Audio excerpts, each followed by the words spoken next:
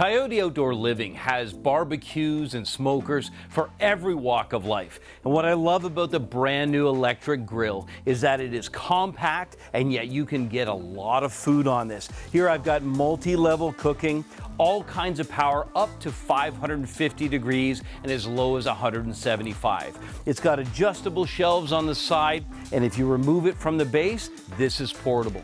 You can use it inside, you can use it outside, and what I love is I take it with me on the boat, take it with me when I go camping. And for apartment dwellers and those of you in the city, this is the perfect thing for the balcony when you're looking to get that flavor, the flavor that comes from grilling. Now, this is not just your average electric grill.